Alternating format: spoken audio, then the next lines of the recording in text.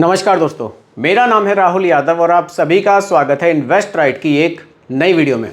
दोस्तों, आज की वीडियो का जो टॉपिक है वो आप लोगों के लिए बहुत ही ज़्यादा इन्फॉर्मेटिव है। कारण क्या है? कारण है मैंने आज की वीडियो में कोई कमेंट्स पिक नहीं किए हैं, स्पेशली किसी म्यूचुअल फंड का रिव्यू मैं यहाँ नहीं कर रहा हूँ। मैं एक बेसिक बात आपसे करने वाला हूँ आज की वीडियो में म्यूचुअल फंड के बारे में। देखिए, लोग मुझे काफ़ी बार पूछते हैं कि सर ये म्यूचुअल फंड में इतनी सारी कैटेगरीज हैं, हम थोड़ा सा इसमें कन्फ्यूज़ हो जाते हैं। तो आज म्यूचुअल फंड के थोड़ा सा बेसिक पर मैं बात करूँगा, टाइप्स ऑफ म्यूचुअल फंड। इस वीडियो को देखने के बाद आप अपने लिए एक बेहतर स्कीम चूज़ खुद से भी कर पाएंगे। क्योंकि देखिए, लोग कंफ्यूज रहते हैं कि सर इसमें इक्विटी म्यूचुअल फंड्स होते हैं, इसमें डेट होते हैं, इसमें ये होता है, इसमें वो होता है, हमारे लिए कौन सी कैटेगरी बेस्ट रहेगी। तो सभी कैटेगरीज के बारे में बात करेंगे। एक बेसिक चीज़ मैं आपको यहाँ आज की वीडियो में समझाऊंगा, बिल्कुल सिंपल भाषा में। काफ़ी हद तक जो आपके डाउट्स थे टाइप्स ऑफ म्यूचुअल फंड को लेकर, वो काफ़ी हद तक आपके सॉल्व हो जाएंगे। फिर भी कोई कंफ्यूजन रह जाए दोबारा कमेंट कर दीजिएगा, चिंता की कोई बात नहीं है। फिर से मैं आप लोगों के लिए एक स्पेशल वीडियो अलग से बना दूंगा। चलिए फिलहाल स्टार्ट करते हैं टॉपिक को। वीडियो बहुत छोटी सी है, बहुत ज़्यादा लंबी वीडियो नहीं है। सिंपली आप इसको समझने की यहाँ कोशिश कीजिएगा। देखिए, म्यूचुअल फंड, अब म्यूचुअल फंड मेनली तीन तरह के आप समझ लीजिए हमें देखने को मिलते हैं। Equity mutual fund, debt mutual funds और हाइब्रिड म्यूचुअल फंड्स। अब आप समझिए कि इक्विटी म्यूचुअल फंड्स, पहले इसको समझिए क्योंकि यही मेन है कि ये क्या होते हैं। चलिए, इक्विटी म्यूचुअल फंड्स हमारे पैसे को तीन जगह निवेश करते हैं, या आप इसको इस तरह से समझ लीजिए कि ये तीन जगह बटा हुआ है इक्विटी म्यूचुअल फंड्स। इसमें लार्ज कैप म्यूचुअल फंड आते हैं, मिड कैप म्यूचुअल फंड आते हैं और स्मॉल कैप म्यूचुअल फंड आते हैं। तीन चीज़ों को समझ लिया तो बाकी के सभी कैटेगरीज आपको क्लियर हो जाएंगी। कारण क्या है? जैसे कि फ्लेक्सी कैप कैटेगरी है वो भी इनसे ही जुड़ी हुई है, मल्टी कैप कैटेगरी है वो भी इनसे जुड़ी हुई है, बाकी सभी कैटेगरियाँ कहीं ना कहीं इन्हीं से रिलेट करती हैं। आप इन तीन कैटेगरीज को ध्यान से समझिए, सभी फंड्स आपके क्लियर हो जाएंगे, सभी कैटेगरीज आपको समझ में आ जाएंगी। देखिए, सबसे पहले लार्ज कैप म्यूचुअल फंड्स, ये क्या होंगे? ये टॉप 100 कंपनीज होती हैं, जो इंडिया की बड़ी बड़ी कंपनियां हैं, यानी कि टॉप 100 में जो कंपनियां हैं वो हमारी लार्ज कैप में आती हैं। ठीक है, आगे बढ़ते हैं मिड कैप पर। ये आती हैं 101 से लेकर 250 तक, यानी कि जब टॉप 100 हो जाएंगी क्लियर, उसके बाद की अगली जो 150 कंपनी हैं वो हमारी आ जाएंगी मिड कैप में। ये सीधा कंपनी वाइज मैं आपको बता रहा हूँ कि जिन कंपनियों के स्टॉक्स में हमारे पैसे को निवेश किया जाता है। तो इस तरह से 250 कंपनी क्लियर हो गई। उसके बाद की जो कंपनी है 251 से जो आगे कंपनी आएगी वो हमारी आ जाएंगी स्मॉल कैप में। अब यहीं के यहीं थोड़ा सा रिस्क को भी समझ लेते हैं, क्योंकि रिस्क कितना है इस पर भी लोग बहुत ज़्यादा कंफ्यूज रहते हैं। लार्ज कैप, जब बात इंडिया की टॉप 100 कंपनीज़ की आएगी तो वहाँ रिस्क ऑटोमेटिकली कम हो जाएगा, क्योंकि जो बड़ी कंपनियाँ होती हैं, वेल स्टेबलाइज्ड कंपनियाँ होती हैं, ग्रोथ तो स्लो होती है लेकिन उनमें स्टेबिलिटी होती है, वो बहुत जल्दी गिरावट आने पर भी बहुत जल्दी नहीं गिरती हैं। तो वो बड़ी कंपनियाँ हैं, इसलिए रिस्क यहाँ लार्ज कैप में हमें कम मिलेगा। उसके बाद मिड कैप आएगा, ये थोड़ी सी मॉडरेट कंपनियाँ होंगी। आप कुछ अगर कंपनी के हिसाब से भी देखें तो 20,000 करोड़ से जो बड़ी साइज़ की कंपनी है, इससे आपको और बेहतर क्लियर होगा, 20,000 करोड़ से जो बड़ी कंपनियाँ हैं वो लार्ज कैप में आएंगी। 5,000 करोड़ से लेकर 20,000 करोड़ तक जो कंपनी आएगी वो हमारी मिड कैप में आएगी। 5,000 करोड़ से जो छोटी कंपनी होगी वो हमारी स्मॉल कैप में आएगी। जितने छोटे साइज़ की कंपनी होगी, पोटेंशियल होगी रिटर्न्स बनाने की, लेकिन रिस्क भी उतना ज़्यादा होगा। इसलिए कहा जाता है कि स्मॉल कैप जो कैटेगरी है वो हाईली वोलेटाइल कैटेगरी होती है। छोटी कंपनियां होती हैं, आप समझिए 5,000 करोड़ से छोटे साइज़ की कंपनी, इसलिए रिस्क तो रहेगा ही।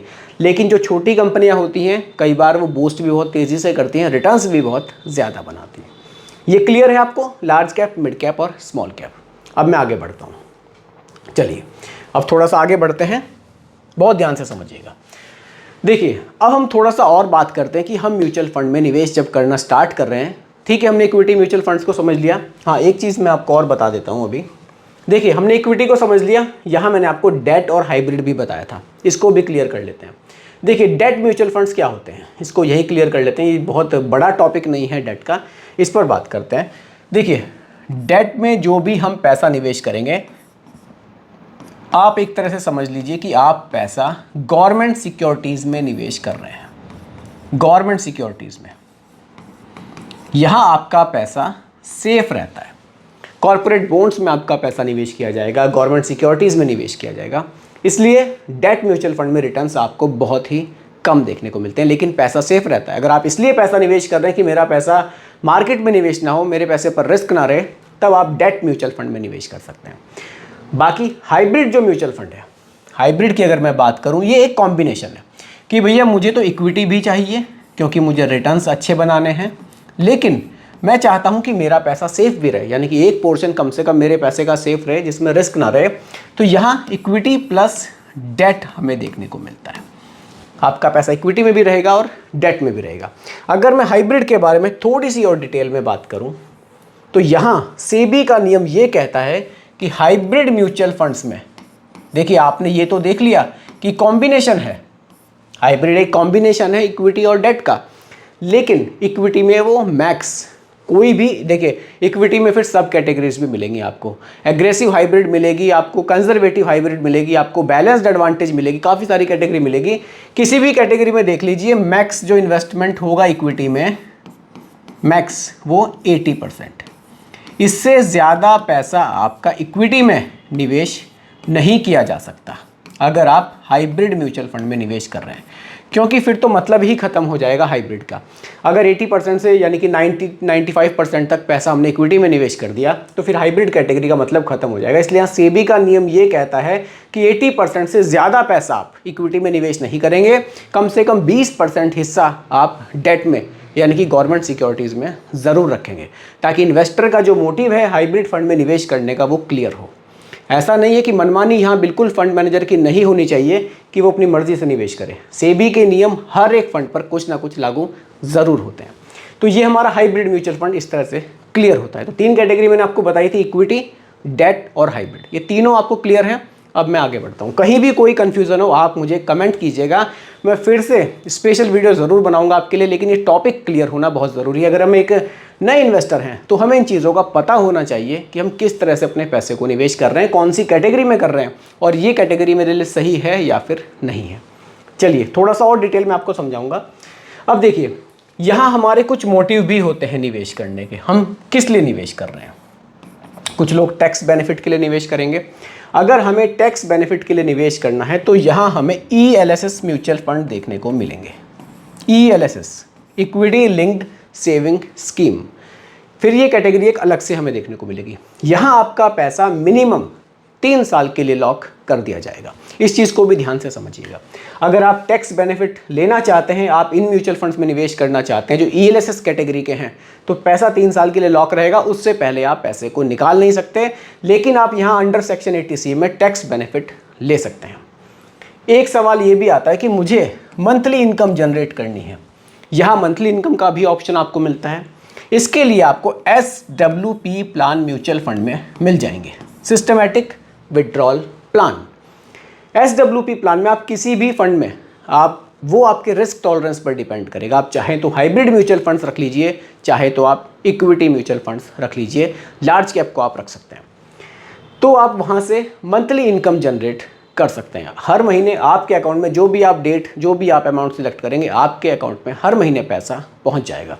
तो ये भी एक सुविधा म्यूचुअल फंड में हमें मिलती है कि आप मंथली इनकम भी यहाँ से जनरेट कर सकते हैं। थोड़ा सा और आगे बढ़ते हैं। देखिए, 2 तरह के म्यूचुअल फंड हमें देखने को और मिलते हैं, एक्टिव म्यूचुअल फंड्स और पैसिव म्यूचुअल फंड्स। कंफ्यूज तो नहीं हो गए आप? कंफ्यूज बिल्कुल मत होइए, इनको भी बिल्कुल सिंपल आपको समझाऊंगा। देखिए, चैनल का मकसद यही है, मैं अपनी हर एक वीडियो में कोशिश करता हूँ बिल्कुल सामान्य भाषा में आपको समझाऊँ। टोटली इंग्लिश में समझाने वाले, इंग्लिश हिंदी मिक्स करके समझाने वाले, इन चीज़ों को कॉम्प्लिकेटेड करने वाले आपको बहुत मिलेंगे। मैं कोशिश कर रहा हूँ बिल्कुल सिंपल भाषा में आपको समझाऊँ ताकि कोई कन्फ्यूज़न आपका बचे ही ना। Active mutual funds, passive mutual funds, समझिए क्या होते हैं। एक्टिव म्यूचुअल फंड्स वो होते हैं जो एक फंड मैनेजर द्वारा हमारे मैनेज किए जाएंगे। फंड मैनेजर यहाँ पर हमारे पैसे को डाइवर्सिफाई करेंगे, large cap, mid cap, small cap में। जैसे जैसे मार्केट का कुछ ना कुछ देखिए चेंज होता रहता है, हमारे जो इन्वेस्टमेंट है उसको भी वो चेंज करते हैं। यहाँ एक्टिवली मैनेज होता है ये म्यूचुअल फंड, इसलिए इसके चार्जेस भी ज़्यादा होते हैं। चार्जेस कितना होता है? एक्सपेंस रेशियो होता है। आप मान लीजिए किसी फंड में 0.6 देखने को मिलेगा, किसी में 0.8 मिलेगा, किसी में 1 मिलेगा, किसी में 1.5 मिलेगा। एक्सपेंस रेशियो ये चार्ज किया जाएगा। अब बात करते हैं पैसिव की। देखिए, पैसिव म्यूचुअल फंड में क्या होगा, हमारा पैसा एक इंडेक्स में निवेश किया जाएगा। जैसे कि हम मान लीजिए एग्जांपल के लिए निफ्टी 50 इंडेक्स फंड में निवेश करते हैं, ठीक है, निफ्टी 50 इंडेक्स फंड, मान लीजिए हमने इस फंड में निवेश किया। अब हमारा जो पैसा होगा वो इंडिया की टॉप 50 कंपनीज में निवेश कर दिया जाएगा। किसी कंपनी की परफॉर्मेंस अच्छी है या डाउन है, यहाँ कोई भी फंड मैनेजर हमारे पैसे को मैनेज नहीं करेगा। ये सिंपली एक इंडेक्स को फॉलो करेगा, टोटली पैसा टॉप 50 कंपनीज में निवेश कर दिया जाएगा। तो यहाँ एक्सपेंस रेशियो जो होगा, क्योंकि यहाँ फंड मैनेजर का कोई काम ही नहीं है, लेकिन जो एक्सपेंस रेशियो होगा वो तब भी लिया जाएगा। वो कितना लिया जाएगा? वो बहुत कम लिया जाएगा। हो सकता है कि 0.1% हो सकता है कि 0.3% हो लास्ट, लगभग इतना ही पैसा आपसे यहाँ चार्ज किया जाएगा। यहाँ एक्सपेंस रेशियो बहुत कम लिया जाता है। कारण यही है क्योंकि यहाँ आपके पैसे को कोई भी फंड मैनेजर मैनेज नहीं करता है, वो डायरेक्टली एक इंडेक्स में निवेश कर दिया जाता है और वो ऑटोमेटिकली इन्वेस्ट होता है और जो रिटर्न्स आपको मिलते हैं वो ऑटोमेटिकली मिलते हैं। तो एक डिफरेंस आपको ये भी देखने को मिलता है। देखिए, एक्टिवली जो मैनेज होते हैं म्यूचुअल फंड, इनके जो रिटर्न्स हैं वो हमें इससे ज़्यादा देखने को मिलते हैं, क्योंकि यहाँ पर चेंजेस होते रहते हैं मार्केट कंडीशन के हिसाब से। यहाँ कोई चेंजेस नहीं है सिंपल, लेकिन यहाँ रिस्क भी कम रहता है। जैसे कि आपने निफ्टी 50 इंडेक्स फंड में निवेश किया, एक्सपेंस रेशियो कम है, रिस्क भी कम है। अगर आप टॉप 50 कंपनीज में ही केवल आपका पैसा निवेश किया जा रहा है। अब बड़ी कंपनियाँ हैं, मार्केट के अप एंड डाउन्स का बहुत ज़्यादा फर्क यहाँ नहीं देखने को मिलता है। इसलिए यहाँ पर अगर आप बिल्कुल टेंशन फ्री निवेश करना चाहते हैं, बिल्कुल टोटली टॉप 50 कंपनियों पर ही भरोसा करते हैं, तो निफ्टी 50 इंडेक्स फंड में आप निवेश करके छोड़ सकते हैं। इस तरह से भी आप इसको मैनेज कर सकते हैं। आप अपने हिसाब से अपना फंड चूज़ कर सकते हैं। अब बात ये आती है दोस्तों कि हमें कितने समय के लिए निवेश करना है। देखिए, अगर आप लंबे समय के लिए निवेश कर रहे हैं, आपका जो इन्वेस्टमेंट है वो थोड़ा सा लंबे समय तक होना है, तो आप इक्विटी म्यूचुअल फंड्स में निवेश कर सकते हैं। इक्विटी म्यूचुअल फंड्स ये बेस्ट रहेगा लंबे समय के लिए, अच्छे रिटर्न्स आपको बना कर देगा। रिस्क रहेगा, लेकिन लंबे समय में रिस्क आपका कम होता चला जाएगा और रिटर्न्स आपको अच्छे मिलेंगे। आपको बिल्कुल टेंशन फ्री निवेश करना है, बिल्कुल रिस्क नहीं लेना है, तब आ जाएगा डेट म्यूचुअल फंड्स। आपको थोड़ा सा रिस्क लेना है, थोड़ा सा सेफ रहना है, तब आ जाएगा हाइब्रिड म्यूचुअल फंड्स। अब देखिए, इक्विटी म्यूचुअल फंड्स में तभी बेनिफिट है जब आपकी ड्यूरेशन 5 साल से ज़्यादा हो। डेट में तो आप कितने टाइम के लिए भी निवेश कर सकते हैं। हाइब्रिड म्यूचुअल फंड्स का तब फायदा है अगर आपकी ड्यूरेशन 5 साल से कम हो। यहाँ बेनिफिट ये है इक्विटी में, अगर आपकी ड्यूरेशन 5 साल से ज़्यादा है तब आप इक्विटी में निवेश कर सकते हैं। तो इस तरह से आप अपने लिए एक परफेक्ट म्यूचुअल फंड चूज़ कर सकते हैं। अब आपको इनमें से कौन सी कैटेगरी अपने हिसाब से ठीक लग रही है, आप मुझे कमेंट कीजिएगा। उस कैटेगरी का कौन सा म्यूचुअल फंड आपके लिए ज़्यादा बेहतर रहेगा, किसकी परफॉर्मेंस ज़्यादा अच्छी चल रही है, उसके लिए मैं एक स्पेशल वीडियो आपके लिए ज़रूर बनाऊंगा। तो दोस्तों, यही आज की वीडियो का टॉपिक था। उम्मीद करता हूं कि टॉपिक आपको पूरी तरह से क्लियर हुआ होगा। फिर भी कोई कन्फ्यूज़न हो, आप मुझे कमेंट कीजिएगा, रिप्लाई मैं आपको ज़रूर करूंगा। बाकी रिकमेंडेशन नहीं है, केवल एजुकेशनल पर्पज़ वीडियो आप लोगों के लिए बनाई गई है, क्योंकि म्यूचुअल फंड का जो भी निवेश है बाजार जोखिमों के अधीन होता है। बाकी वीडियो पसंद आई हो, लाइक शेयर ज़रूर कीजिएगा और मेरे चैनल पर अगर आप नए हैं, इसको भी सब्सक्राइब आप ज़रूर कीजिएगा। नमस्कार।